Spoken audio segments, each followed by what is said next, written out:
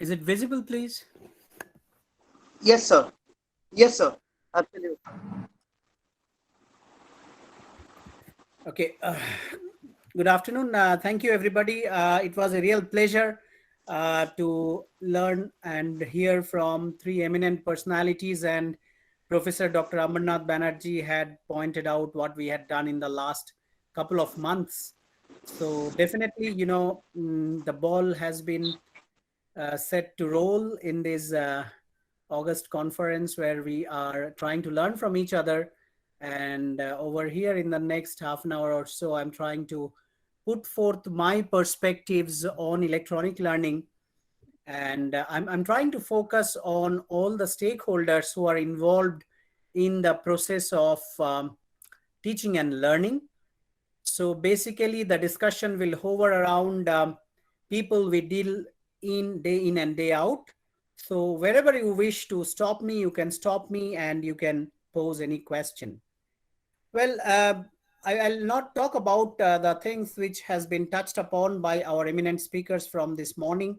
The pandemic has definitely brought in a new normal, and that holds true for all industry, and higher education and education is no exception. So we have to live with it, whether we like it, we don't like it. That's how the life is going to be. Uh, First of all, I need to put forth some food for thought for all of my esteemed colleagues here. And these quotes have been taken from two people who were known to be wonderful academicians. They are still renowned academicians. So the first one was given by Keith Kruger, and he said that, I quote him, "It is important to remember that educational software, like textbooks, is only one tool in the learning process. Neither can be a substitute for well-trained teachers, leadership, and parental involvement," unquote. And that's what I guess all the three speakers in some way or the other had been emphasizing since morning, that there can be no substitute to face-to-face or classroom-based teaching and learning. But let's look into what David Thornburg has said. Now, he says that any teacher that can be replaced by a computer deserves to be.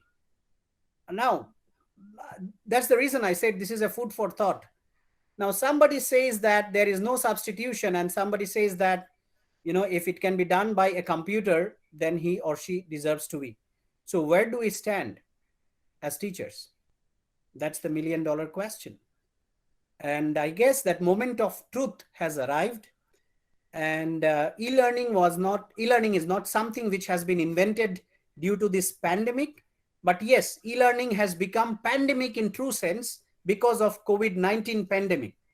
But e-learning was there for a long time, and universities globally, universities in India were doing e-learning, but probably that was not going full throttle, and rightly so, because there was not a need felt to that extent.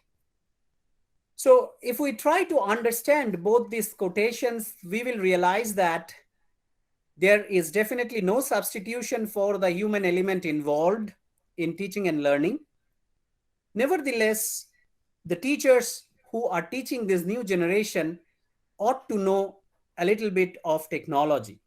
Or in other words, if I put it, it could be the topping which is required in our teaching and learning profession ought to be done by the technology. Well, talking about learning in general, education in particular, there are several stakeholders who are involved. And I guess all these stakeholders have some or the other role to play in ensuring that the end user, I'm using the word end user, referring to students, benefit from the whole exercise. So, who are these stakeholders and what are their roles? We ought to know that as teaching and learning experts. First and foremost, it's the student. So, student is the major beneficiary, if I can say that. And since they are the major beneficiary of the whole process, the process of education, the process of teaching and learning has to be customized to the need of the student. So, what role the student has to play for being the stakeholder? or the most important stakeholder in the whole process. The student ought to know his or her responsibilities in the teaching learning process. This is more applicable when we are teaching them, let's say, online or in a blended mode or probably in the hybrid mode. The responsibility of the teacher, of the student, increases manifold when he or she moves from a face-to-face setup to a one which is either blended, hybrid, or driven by technology. Because there are two human elements involved. One is the teacher, the other is the student. So whenever we have an interface going on between two human elements, like in any other process which happens in any industry, the responsibility or the onus lies on both the person. Let me draw a corollary with a customer service representative and a customer. So I go to a hypermarket, I do the shopping, and then I swipe my card, pay the bill, and come home. I buy a white good, and after reaching home, I see that there is a fault in the device or the gadget, whatever. Now I go back and I make a complaint, a formal complaint with the customer service rep. I try to explain him or her the details of the problem I'm facing, and I get no viable solution from the other end. Now, despite the fact that I'm trying to explain him the problem I am facing with the product, he or she is unable to troubleshoot it. In other words, in this human interface, one stakeholder is active, the other is not. The same holds true for students and teachers. Now, as I said, the students are the major beneficiaries. So we as teachers should have that mindset of providing them solutions to the issues they face. Now, this could increase exponentially whenever we are talking about a virtual kind of environment. And therefore, the roles of both the stakeholders, i.e. student and teacher, has to undergo a metamorphosis whenever we are talking about the virtual teaching and learning platform. Coming down to the third stakeholder, parents. Well, parents in Indian society play a big role after the teachers in developing the future of their words. But this is more important for them to understand that when things have gone virtual, when universities, schools, and colleges are teaching through technology, their role is no more a mere facilitator.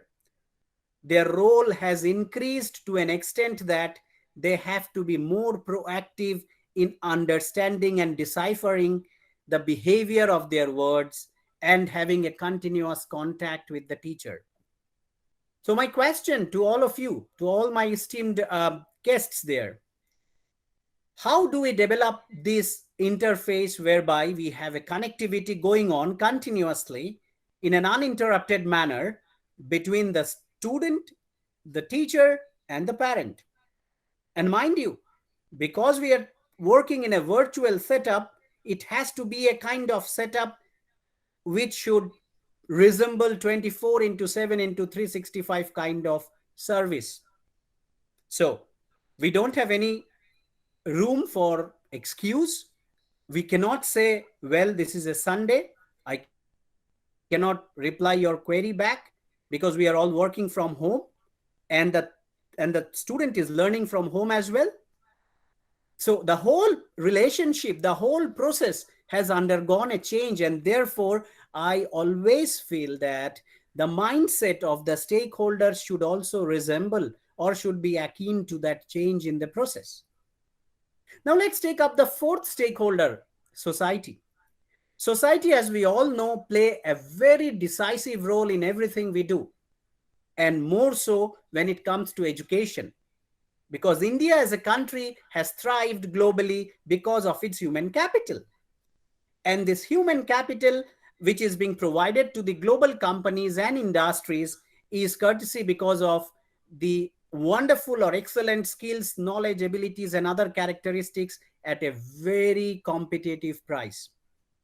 So, in order to maintain that tempo at the global level, I guess society needs to play a decisive role when the educational setup has undergone, I should say, a turmoil of sorts. So, what is society's role here? Well, we have seen that in various states or even at the central level, at the federal level, government of India has initiated lot of plans, or even the state governments have initiated various plans whereby they have set up a huge screen, let's say in the panchayat office, let's say in the tehsildar's office.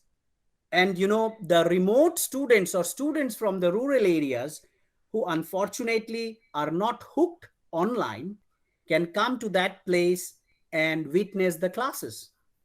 But then again, that has its own restriction when we are talking about social distancing. So, what can society do in such a setup? Well, the society can definitely play the role of a positive stimulator in the form of egging on the parents, the teachers, and the students to embrace this virtual teaching and learning wholeheartedly. It can be done through various not for profit organizations, it can be done through clubs, it can be done through virtual networking sites, and society has to come to the forefront to take out those initiatives.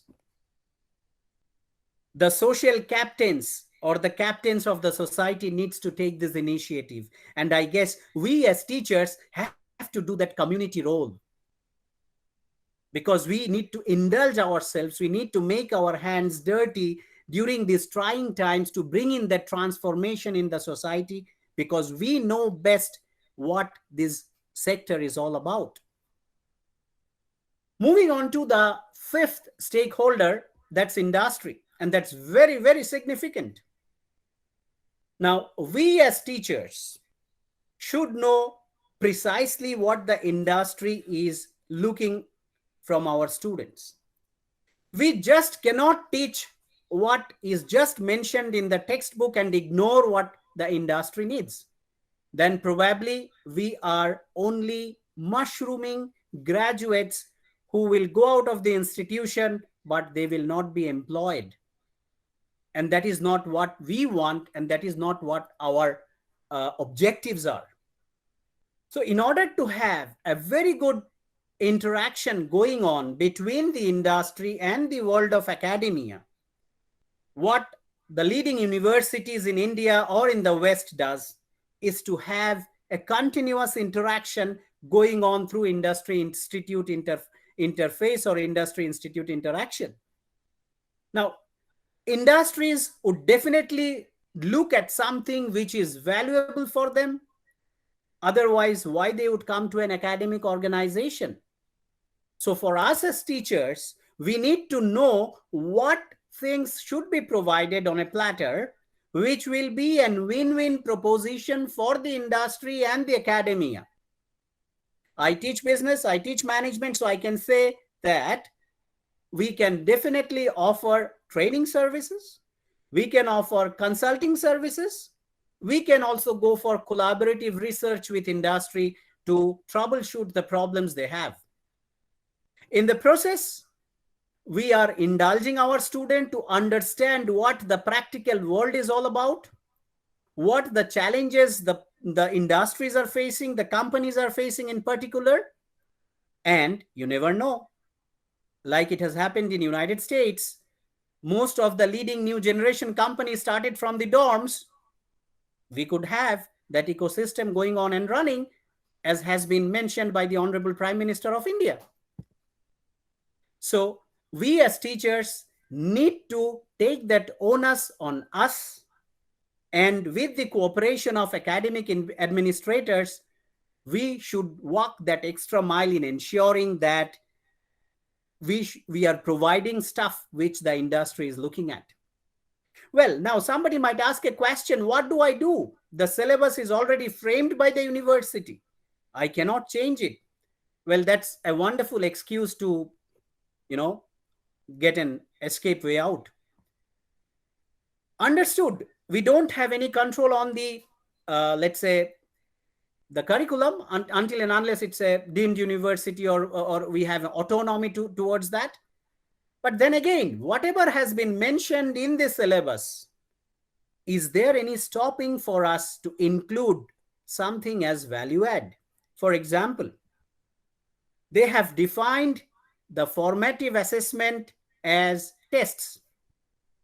As my previous speaker was talking about open book exam, can't we have one as open book and one as closed book exam? Will the university bar us from doing that as part of formative assessment? Or let's say we are having series of webinars going on during this lockdown phase. Are we not able to link those webinars with some kind of assignments? Prepare a rubric, explain the rubric to the students, and then evaluate on the basis of that rubric?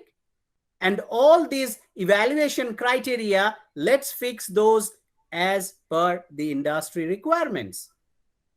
We can request the learning and development department of a company, or training and development department of a company, or even the human resource department of a company to collaborate with us. I'm sure no company in the earth, no company in India would refuse to do so.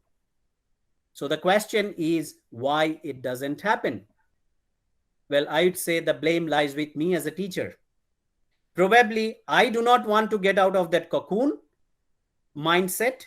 I do not want to get out of the comfort zone. I just want to go there, ramble in the class, as I had been doing for years together, where I had been indulging in teacher-centered learning, and I'm good with that. Like my earlier speaker, Mrs. Pillai was telling, we are on a pedestal and we think that we know everything, and students should respect us. So that's not the era anymore. Things have changed. We are in the era of Google. We need to know what is our redefined role as a teacher. I'll come to it at a later point in time. So, my dear colleagues, esteemed colleagues, I feel that industry play a very, very significant role. And if we are unable to connect with the industry, I guess we are teaching East. The world needs West. Students might be very happy. You give them good grades. Wow, wonderful teacher. The student goes out of the institution, goes for an interview, not selected. Says bad luck. Goes for a second job, same result. I'll try it once more. Third job, same result. Comes back to you or to me. Sir, what's the problem? I'm not getting jobs. What the heck did you teach me? Well, you had this problem. Well, you didn't get good marks. Well, and what I'm doing in the process, I'm trying to pinpoint his faults, her fault as a student, not my fault as a teacher. Probably I don't know that, or even if I know, I have not done adequate homework, because of which I don't have the guts to present it to the teacher and say that, yes, I am responsible for you being unemployed. So, ladies and gentlemen, I guess we are all on the same boat, and we are realizing that the sector is changing big time. And this is the call we have got from COVID-19, that we need to change the way we had been doing the things. Coming to the last and also very important stakeholder, government. I guess government is doing a tremendous job in supporting. Government cannot do everything what people want. They have their limitation. They're involved with nation building. So primarily, I guess, on all the stakeholders, it is the teacher who should take up the baton and say that, yes, the buck stops with me. And yes, it's me who is responsible for this sector to run successfully.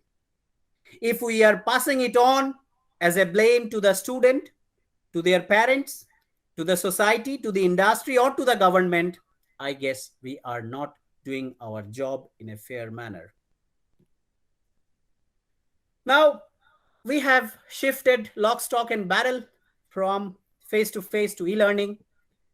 So, of course, the reason is pandemic. And I have said before that it's not that e-learning has evolved now. If any of us think that, we are wrong. E-learning was there for a long time. I had been using it for the last decade. So it's just that probably the need has improved manifold now. And in the days to come, as we define the new normal, probably education and higher education will have an hybrid setup, will have a blended setup. So things are going to we are going to remain as it is now. It will only go up from here on. So we, as part of this fraternity, need to align ourselves. Okay. What are the other benefits? Of course, self-paced learning.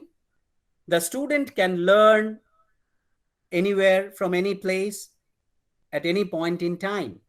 Just imagine you have recorded your video capsule of the lecture, you have put on the assessments, you have put on the activities, and you kept it in the learning management system. The student unfortunately could not attend your lecture, because of which he missed out your class. He might have genuine reasons. There was no connectivity. So whenever he comes back to the network, he can refer to those notes, to those videos, to those activities, and he can go through the class. So he can learn according to his own time, according to his own place, according to his own, wishes.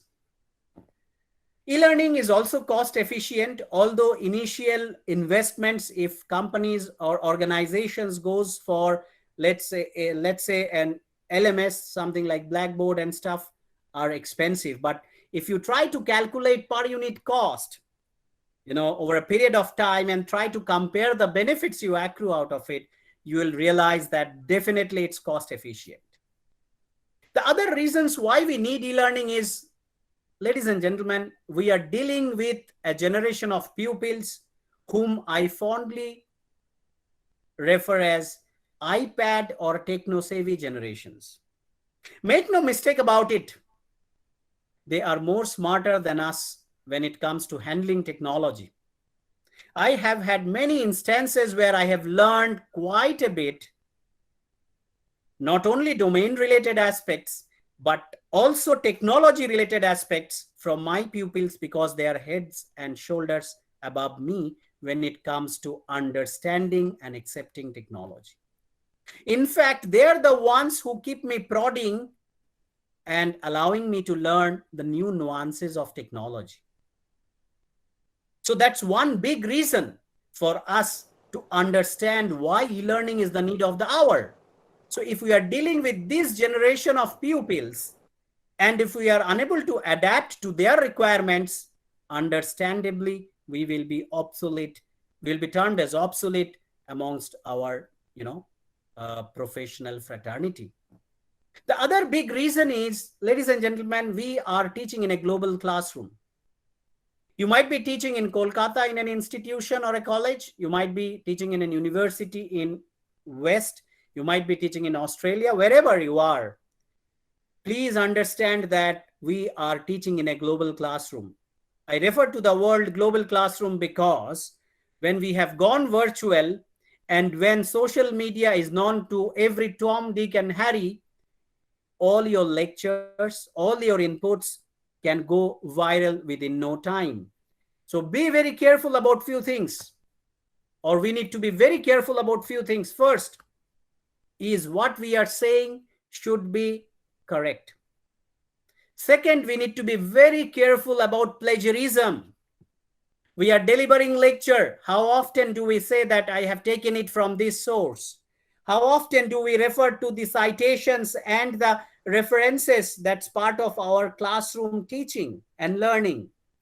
Well, if we don't do that, We are plagiarizing, and as teachers, if we are doing that, I guess that's a severe crime. And what lessons are we going to put forth to our students? So that's the reason. Somebody was talking about assignments. After the last lecture, somebody posed a question to our honorable speaker that, there are a lot of issues related to plagiarism.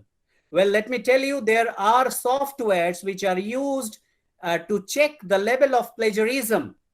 And that percentage is now part of the assessment grading rubric, i.e., 10% is allowed, including referencing and citation. More than 10%, if you have 10 to 15%, you get 5% deduction from marks. More than 15%, you are failed. So this is how the teaching and learning is evolving, ladies and gentlemen. And as I have said, we are teaching in a global classroom. So we need to understand the intricacies of this situation which is existing. As I was telling a little while back, we are in the era of Google. And because we are in the era of Google, there has been a different role for us as a teacher. Now, because we have Google, we need to understand where do we stand as knowledge disseminators. This is something, which I have always thought about. Since Google is the largest and the best knowledge provider in earth, we cannot compete with Google in terms of offering knowledge. So what needs to be done is we can only value add the knowledge and make the knowledge simply simple. Let me give you an instance. I am teaching my student, let's say, distribution channel, or somebody is teaching thermodynamics or heat transfer.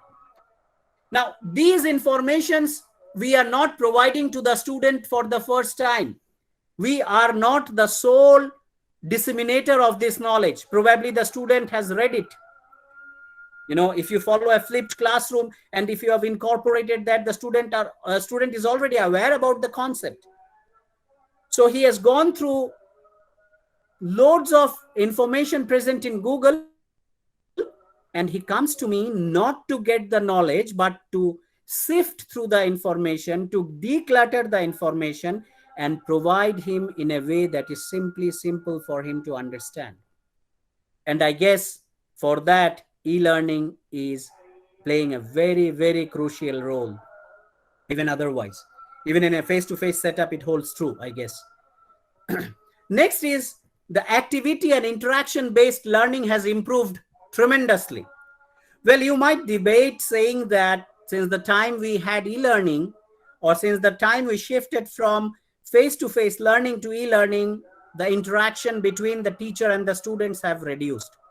But let me tell you, if you use learning management systems, there are various tools which are very good, and these are a simulation of your real life classroom, resembles a real life classroom where you can interact on a real time, solve quizzes, problems, issues, discuss cases in a group or even at the individual level. So my dear esteemed colleagues and students, there are tremendous amount of benefits of e-learning. There are many more. I'm not touching upon those. So how is e-learning possible? The best solution to do that is LMS, but I guess all institutions may not have an LMS, learning management system. I have used quite a few learning management system, and I would rank Blackboard as the one which is right there at the top.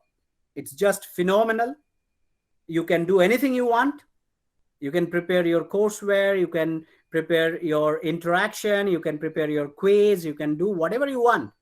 But even though you don't have an LMS, there is no stopping. There are loads of things available for free or at a very cheap price. Something like SharePoint.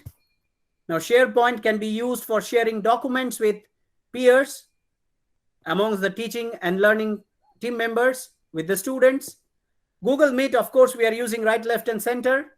Zoom, WhatsApp, blogs, microblogs, SlideShare, MS Office. How many of us use MS Office to the core? How many of us use Excel in the class? How many of us use, let's say, a PowerPoint presentation in the way it can be used? There are a lot of innovations available for PowerPoint presentation. Social media tools, ladies and gentlemen, Facebook pages, Twitter pages, you can use those as teaching and learning tools. So the tool which students, we as teachers had been using thus far for personal usage now can be converted into a professional use. But for that, we need to identify and we need to sit together and discuss how to leverage these tools which are present at our disposal. Now coming to the core area of my topic, which deals with the role of a teacher or role of the stakeholders as far as e-learning is concerned. As I said earlier, the teacher is the most important stakeholder amongst all. And therefore, I guess teacher should lead from the front. But how? How can we lead from the front? Just by sermonizing? I'm sorry, that doesn't work anymore. Gone are those days when students will listen to you just because you are sermonizing. They don't want you to sermonize. They don't want me to sermonize. They want me to do something which they can see, from which they can learn. So it's basically leading by doing. Let me give you a small example. We are trying to teach, let's say, soft skill with hard skills, which Ms. Pillai was talking about a little while back. So as part of soft skill, we are talking about, or we are teaching them about discipline. How will you teach discipline? How will we teach discipline irrespective of the domain area we represent?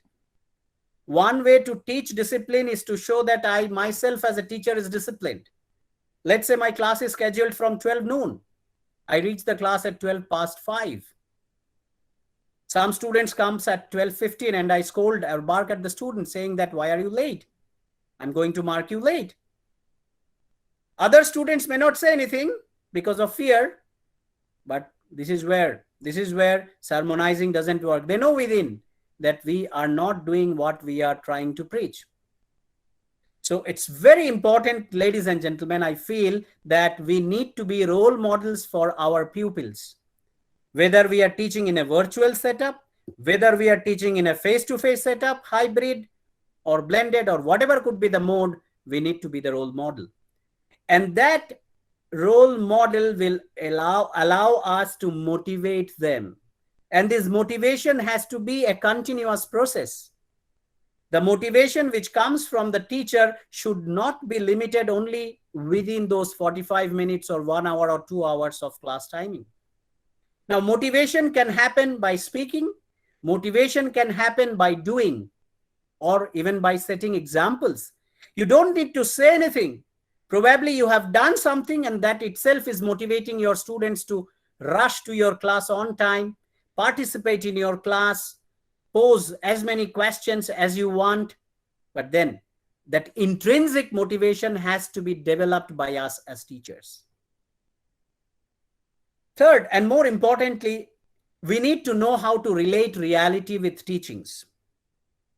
We might teach microbiology, we might teach engineering, we might teach hotel management, we might teach a number of things. But if we are unable to relate our subject with the reality, over a period of time, the students will develop a mindset whereby they will only focus on exams, how to pass this course, how to get a grade, and how to get out of the university or the college. Seldom do they realize that only grades or only passing the course is not sufficient enough for them to get a job or get their dream job, and more importantly, to sustain in that competitive world. So it's our duty as teacher to know how to relate reality with teaching. Now, somebody might say, I teach engineering. Those are very complicated concepts. How do I relate it with the reality? I mean, everything we teach definitely has a real resemblance with something. So it is where our prep comes in. As it is often said that if I want to go and deliver for a 2 hours class, I need to at least prepare for 4 hours. So these prep timings are very important for us to introspect and find out how our subject can be related with day-to-day happenings. For some courses, it might be damn easy, like marketing management, which I teach. For some courses, it might be a little challenging, but make no mistake about it. Reality can definitely be related with teachings. More so, if we are involved in research work, it becomes a cakewalk or a walk in the park. The fourth thing, which is important for us as teachers, is to change the behavior and attitude of our students. This is extremely critical for us, extremely critical for our students, extremely critical for all the stakeholders of the education. Now, the question is, how do we change attitude? How do we change behavior? Especially when we are not meeting them face to face and when we are discussing or having the interaction online. Well, again, I'll go back to what I have discussed a little while back, leading from the front. So whatever I want to look into a person, I should resemble that person partially, if not fully. That's what I guess our the father of the nation, Mahatma Gandhi, has said. You know, you have to be the change that you want to see. So probably the impact which we want to have on the student in terms of change in behavior and attitude can only happen when we showcase those things. So it's something like what we have a philosophy in teaching and learning, that is learning by doing. So students' behavior will only change when teachers' behavior has changed. Students' attitude will only change when teachers' attitude has changed.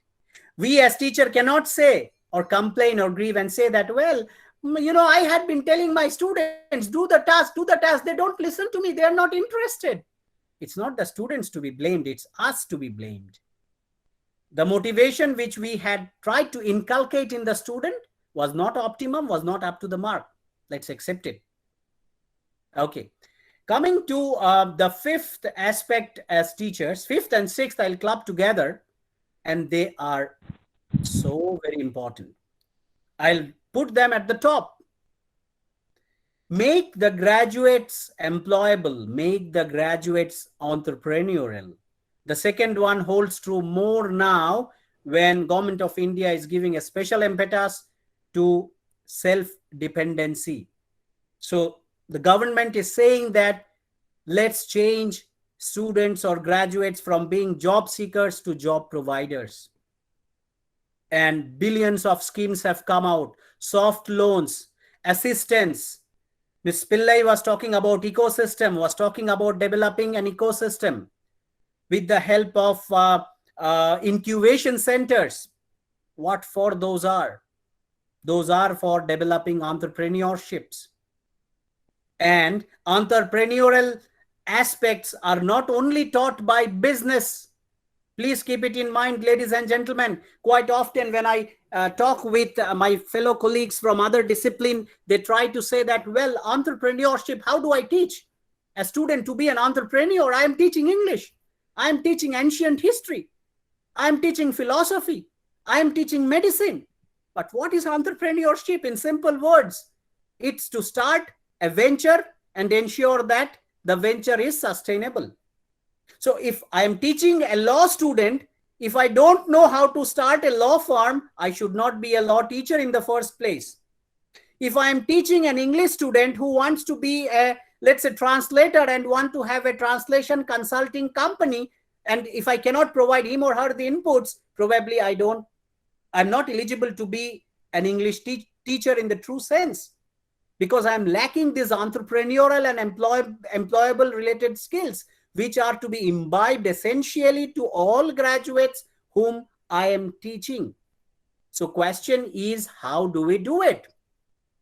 And herein lies our lies the importance of our session plan, lies the importance of our semester plan, lies the importance of our assessments, lies the importance of our activities. Somebody was talking about, the first speaker, honorable speaker was talking about Bloom's taxonomy. So we need to know the different levels of Bloom's, and accordingly we need to finalize the assessments, we need to finalize the activities, so that the learner or the students are tested on various parameters. It's not that we are only asking them open-ended question. Describe what is meant by management. Discuss, only the preliminary levels. Are we doing that? Probably not. So we need to do a lot of introspection, ladies and gentlemen. We as teachers, as I have said, we have the baton. The baton is with us.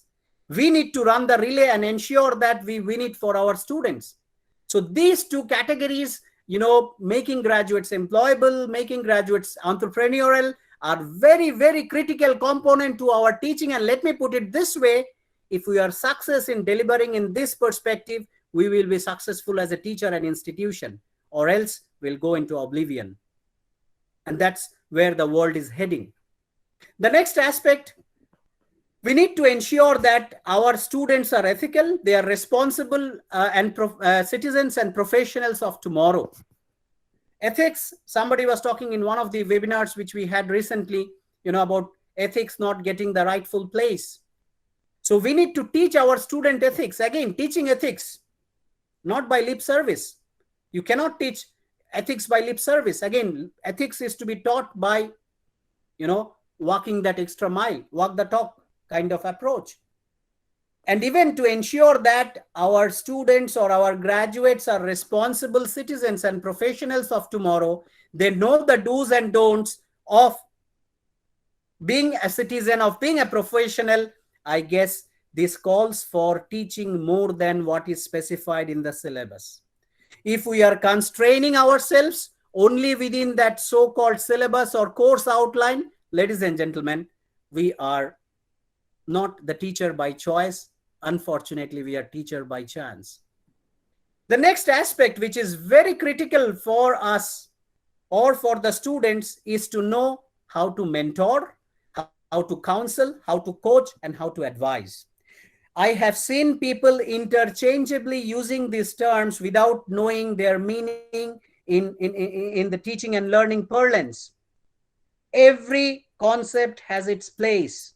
So we as teacher need to know what mentoring means, what counseling means, what coaching means, what advising means. And more specifically, we should know when to use which with the student. This could be related to academics, or it could be related to extracurriculars, or it could be related to something personal.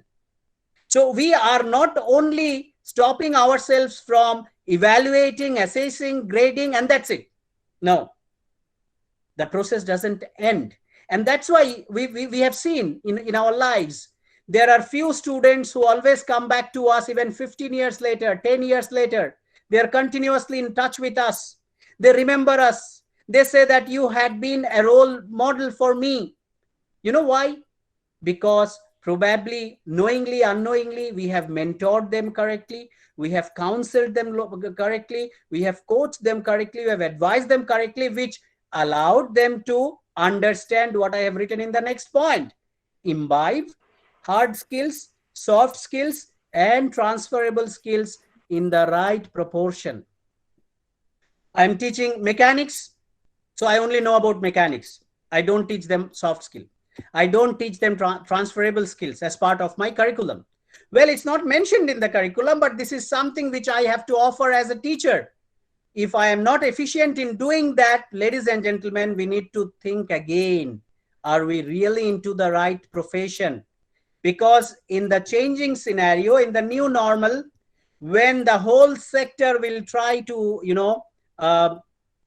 set different kind of benchmarks, bring in different kind of practices, these will be the criteria which is going to separate the men from the boys.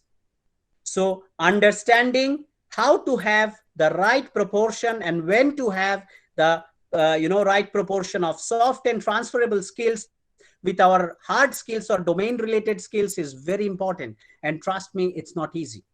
It's not easy to incorporate these skills into your hard skills. I teach business, I can teach business. You teach history, you can teach history with ease, because that's what we had been doing, that's what we had studied. It's not a rocket science for us. But if we are asked to teach discipline and ethics with business concept, discipline and ethics with the concept of automobile engineering, well, then it's a challenge. Again, I go back. Our prep becomes very important. Our continuous development through PDs, or what we call as professional development, is very critical. And these days, a teacher's job is like a doctor's job, I can tell you that, or like a lawyer's job. If we are not keeping ourselves abreast with the latest, the changes that is happening in the surrounding is so phenomenal that we'll completely get extinct. Like Darwin said, survival of the fittest. So we need to know all these aspects. And for that, we need to know how to embrace change. That brings me to the next point. Successful change agent. We are talking about making the student employable. We are talking about making the student entrepreneurial. Well, yes, but then again, this change has to be brought by us. So we are the catalyst of change. We are the change agent. Now, if we are the catalyst and we are not willing to change ourselves, probably we cannot do that simply by sermonizing. The other thing which was also highlighted by my esteemed speaker earlier was student with special needs. Well, I don't refer them as student with special needs. I refer them as students with determination, with a positive connotation. So yes, we need to have a special focus on the students with determination. And therefore, I always strongly feel that gone are the days when we teach with an one-size-fits-all approach. What is important in current era is to customize, is to tailor-make our delivery according to our audience. And for that to happen, we have to change from teacher-centered to student-centered role. Because, ladies and gentlemen, what I have felt is, changing of medium from face-to-face to virtual, yes, that definitely has a factor. It's an important factor, but more than that, it's more about our mindset. It's more about our core approach. So if we have changed ourselves from teacher-centered to student-centered role, then probably half the battle is won.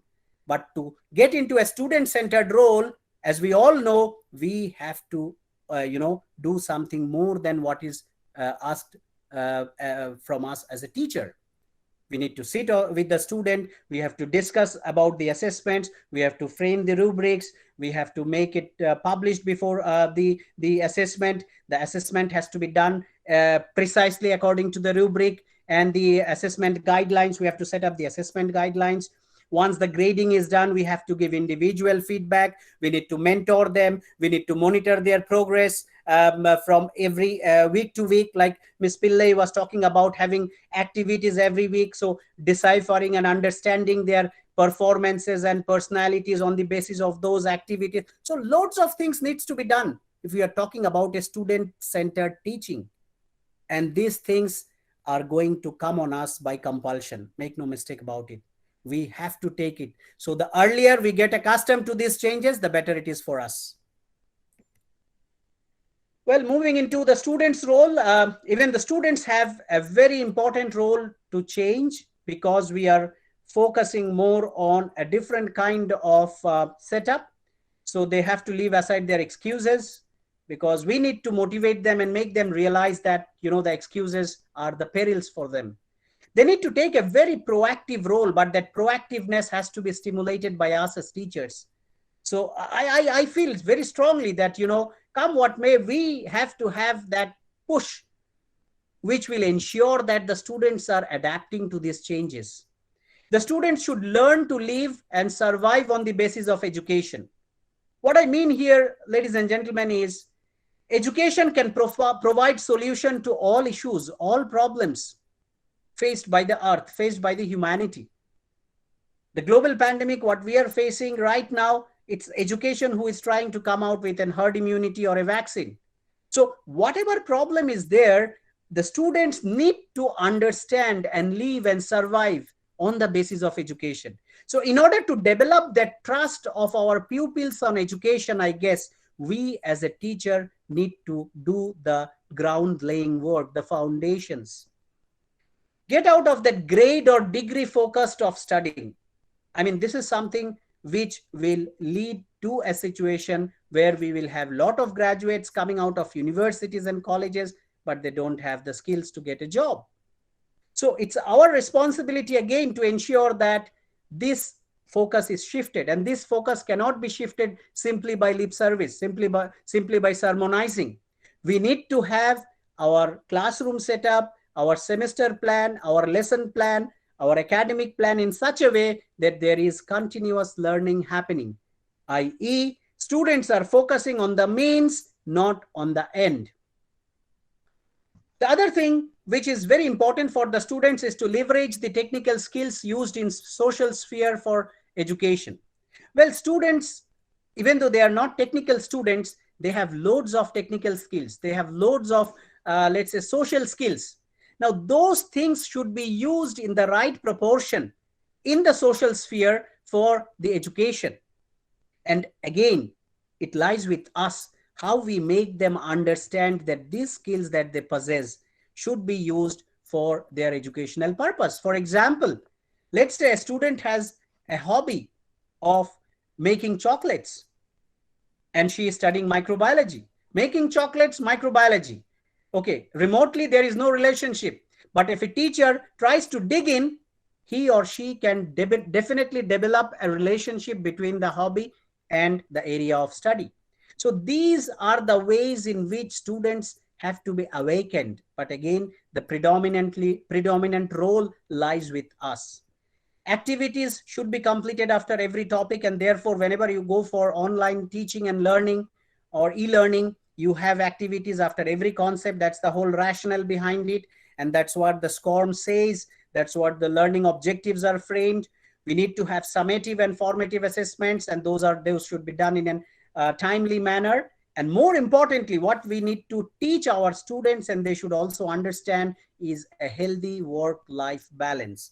Especially these challenging times, the new normal could have this as a very significant criteria in all professions. So we need to imbibe that in our students, whatever might be their domain of learning.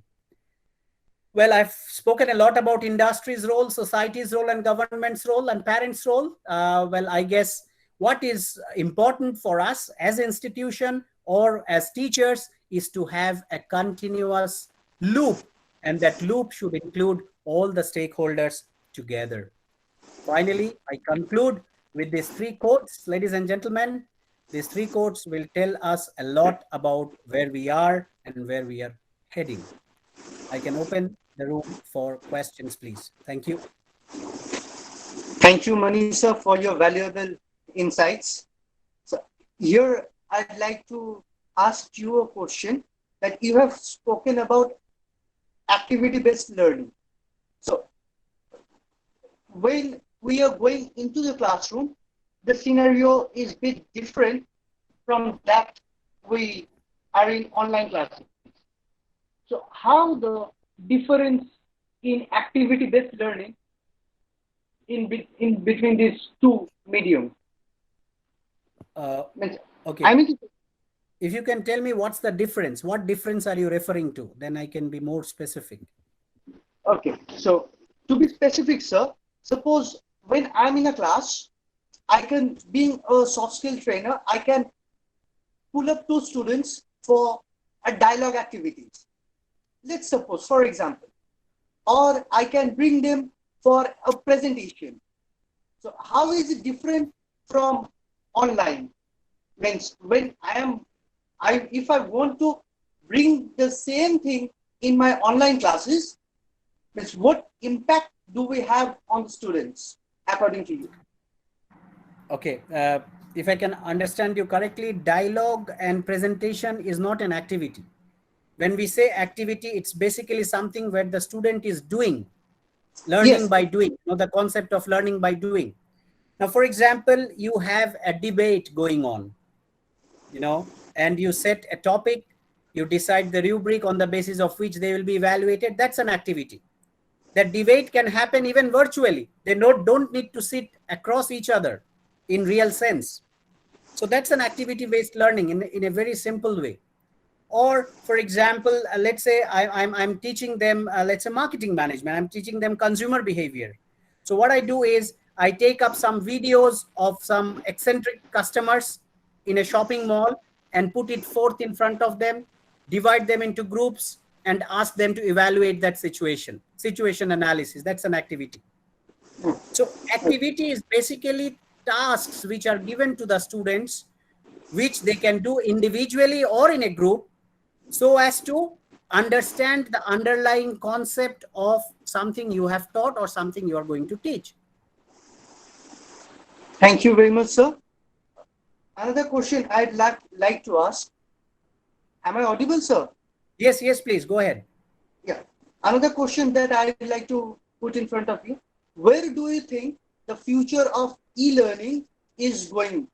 Means, do we need to carry it all through, or some other procedure or other teaching learning methodology may replace this system of e-learning? Well, e-learning is going to stay. It was always there, as I have said. It's just now that the whole world has woke up that e-learning, e-learning has not been invented now. E-learning is there for time immemorial. But now, because of the global pandemic, it has just caught up and everybody is doing e-learning. Now, going ahead, that will be the norm. I strongly feel, that's my gut feeling. We may not have purely e-learning, as we come out of this crisis. We may have hybrid learning and we may have blended learning. So some portion may be in the campus, in the class, in a face-to-face setup, and some portions may be online. So whatever we have done up till now in terms of e-learning, we only need to, go notches higher or notches above so as to evolve, because things will evolve now. Once technology has come into the education in such a big way, we need to be very careful about the aspect that technology changes very fast, and therefore it's going to affect our teaching learning process, and that in turn is going to have a very big impact on our survival.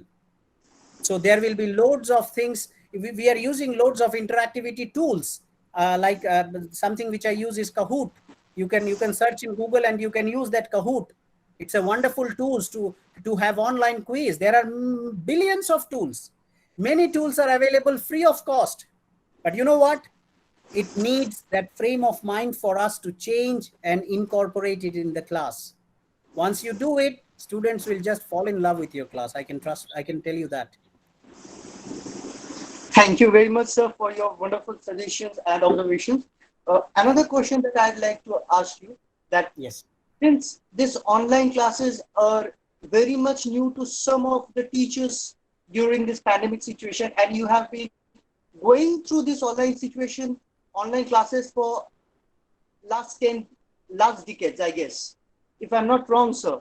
So what are the difficulties you have faced during your initial stages, and how have you overcome them and mastered over it? See, I'm not a master. I still have loads of difficulties. I'm still learning every day. We as teachers, we learn every moment, right? So the biggest Absolutely. difficulty is the difficulty of changing my mindset. When first time I was asked to use technology, I said, why technology? I'm a good teacher, like we all do. Because we all humans at the end of the day are people, who doesn't want to come out of our comfort zone. We are human beings. So the first and the last thing which is required for us is to change our mindset and say that I will do it and I can do it.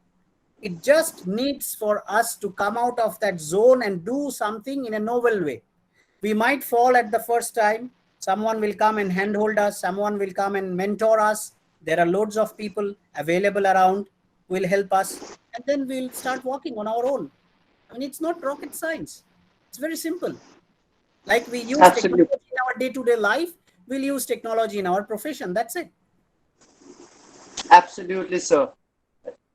Another question I'd like to ask you, sir, means, as I have asked previously, would difference do you find in like students' attitude while taking an offline class and an online class? Means it's I want to ask about your experience. When you go for the offline classes, the students react in a different way than you come on online classes. So Well, it is it is normal that the students' behavior will change if you go for online class vis-a-vis that of and face-to-face class. So, what is important for us, as far as our preparation is concerned, is to change the approach altogether. The moment we are shifting from a face-to-face setup to an online setup, as I have told before, our groundwork increases manyfold. So that hand holding remains for a longer period of time when we are teaching people to through technology. But before that, we need to have a fair amount of expertise in handling that technology. For example, let's say we are teaching through what you call Google Meet. Now we need to know all the characteristics which are present in Google Meet, how we can play around with Google Meet, what are the activities we can do. We need to plan our course learning outcome in such a way that it is understood by the students. We cannot go on and on and on and on and on teach. People will sleep. They will just put off their camera. They will put off their audio and they will sleep. That's bound to happen. So after explaining every small concept, we need to have an activity. After every learning objective, we need to have an assessment. These are thumb rules. These are thumb rules. These are basic rules of e-learning followed globally. If you are not doing that, if we are just lecturing, that's not e-learning. Even though you are doing it through the virtual mode, that's not e-learning. I'm sorry to say that. So loads of literature is available. Probably we need to understand it first, internalize those first, and then we need to explain it to our beneficiary, the student. And we need to tell them how this will benefit them in the long run. Because whatever they do, whether they are studying law, they are studying engineering, they are studying business, they are studying history, technology will be technology based skill will be an important ingredient when they go ahead in their life. So until and unless we don't make that change, understood by them, we cannot see the same amount of interaction and involvement in an virtual class.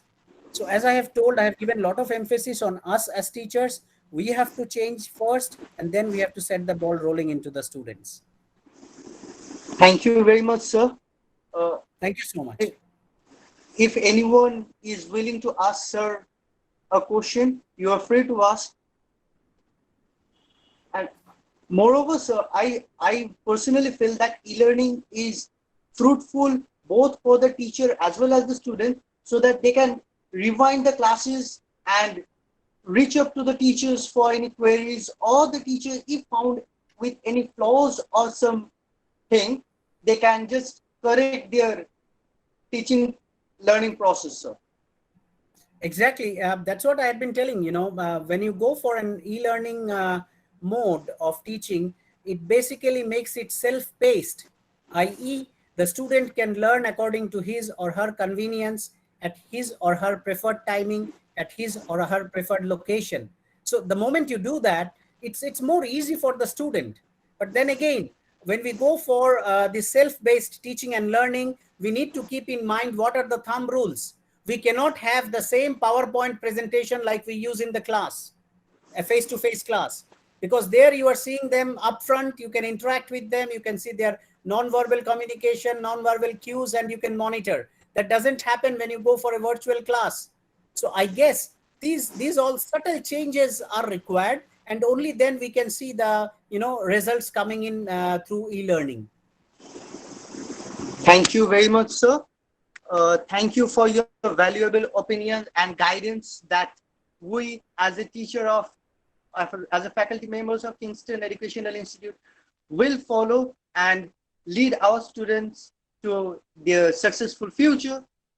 And thanks a lot, sir. Thank you so much, ladies and gentlemen.